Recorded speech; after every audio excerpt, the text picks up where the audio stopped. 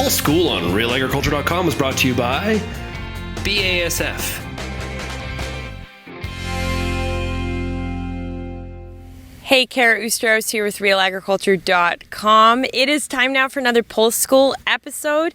In this episode, I get to catch up with Meghan Vankosky, who's a field crop entomologist with Agriculture and Agri-Food Canada in Saskatoon, Saskatchewan.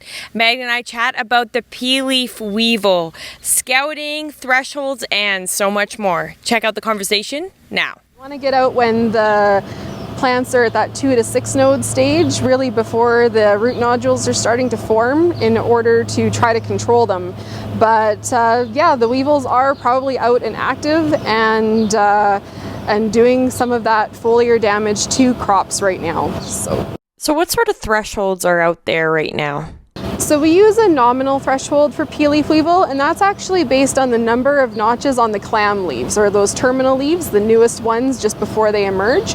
And so we're looking at if more than 30% of plants have damage on the terminal leaves, then that is meeting the threshold level for considering a foliar spray. The only issue is that all of the research that we've done and not yet published has shown that using foliar sprays really isn't effective against pea leaf weevil. And there's a few reasons for that. One is that they disperse over really long periods. And so even though you're spraying, that residual time isn't long enough, and new weevils can come in, and it doesn't take many weevils to lay enough eggs to damage the nodules underneath. So it's kind of a tricky system. So do you want to talk me through what that pea leaf weevil actually looks like, and as well what the damage looks like? For sure. So the adult weevils are 3 to 4 millimeters long. They're kind of a brown or gray color with stripes down their backs. And they're different from other weevils. A lot of weevils have really long noses or snouts, but the pea leaf weevil is actually part of a sub-tribe or a group in the weevil family that has broad noses. So they have a really short nose. They're still really cute, although they do a lot of damage, but they have those short noses instead of long noses. So that's one way to distinguish them from other weevil groups. And then the damage that they do are really characteristic U-shaped notches, and at this time of year you can actually see that notching mostly in peas or faba, but if you have alfalfa or sweet clover along the field edge, you might see some notching damage on those host plants as well. And are there any beneficial insects that can control them? We're doing a lot of research on that right now. I've got a couple of projects we're collaborating with a number of people in Alberta and across Saskatchewan here, where we're looking to see what kind of impact our crabbed beetle populations have. So those are the ground beetles. You'll see them scurrying around. They like to be buried, so they could actually be eating the larvae as well. So we're looking to see if those crabbed beetles do have a significant or an important impact on pea leaf weevil. We don't know that there are any parasitoids for pea leaf weevil on the prairies, or really anywhere else where pea leaf weevil is established in the world. So probably those predators are the best option. So obviously we talked about thresholds and what that damage looks like, but if you're not paying attention to those thresholds, how detrimental can that damage actually be?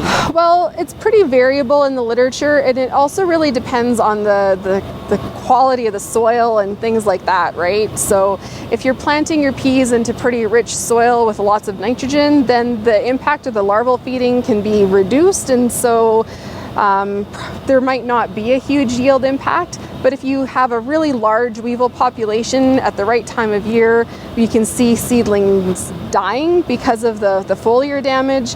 And then, of course, later on, we'll see that just there's so many weevils in terms of adults and larvae that it can be overwhelming for the plant.